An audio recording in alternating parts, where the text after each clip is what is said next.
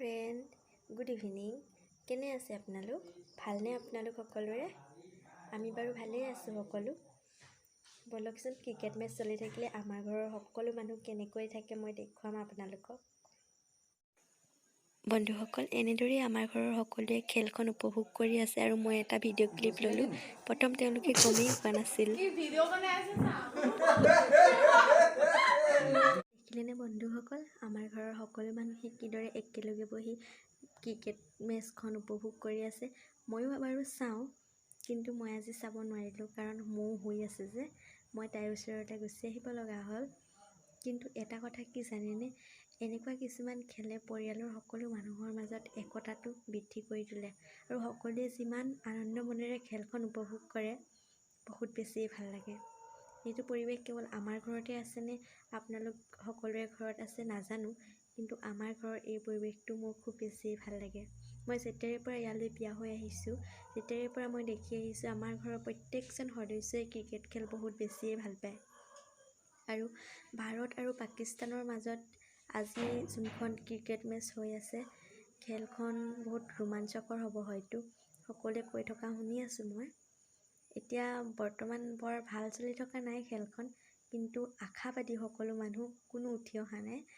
যাতে ভাল হয় ময়ো তাকে বিচাৰোঁ। কোনেনো নিজৰ দেশখনৰ হাৰাটো কামনা কৰিব নহয়নে? ময়ো যিহেতু মোৰ ভাৰতবৰ্ষখনক বহুত বেছি ভাল পাওঁ, সেইকাৰণে আমাৰ ভাৰতৰ টীমটোৱে জিকক মই তাকে কামনা কৰিছোঁ। জিকে নে হাৰে সেইটো মই আপোনালোকক কাইলৈ জনাম। হয়তো আপোনালোকে ইয়াতকৈ মোৰ ভিডিঅ' চোৱাৰ আগতেই গম পাবই, বহুতেই গম পাব। কিন্তু জিকিলে যিটো পৰিৱেশ আমাৰ ঘৰত হ'ব, সেই পৰিৱেশটো সঁচাকৈ অতুলনীয় পৰিৱেশ। প্ৰত্যেকজন মানুহেই আমাৰ ভাৰতপ্ৰেমী, আমাৰ দেশপ্ৰেমী।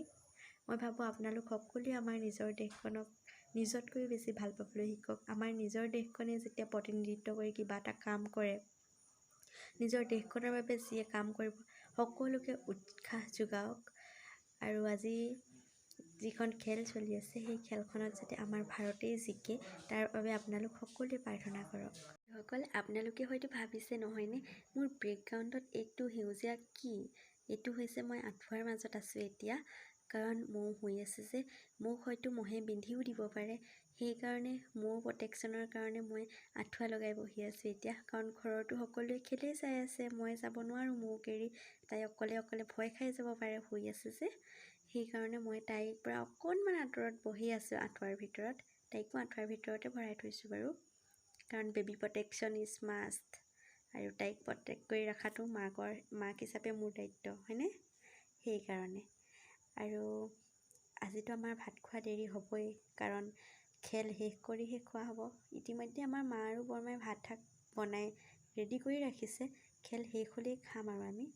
আৰু আপোনালোকেও খেল উপভোগ কৰক যিসকলে চাই আছে, আৰু যিসকলে বেলেগ নিজৰ নিজৰ কাম কৰি আছে সকলো কাম ভালদৰে কৰি যাওক।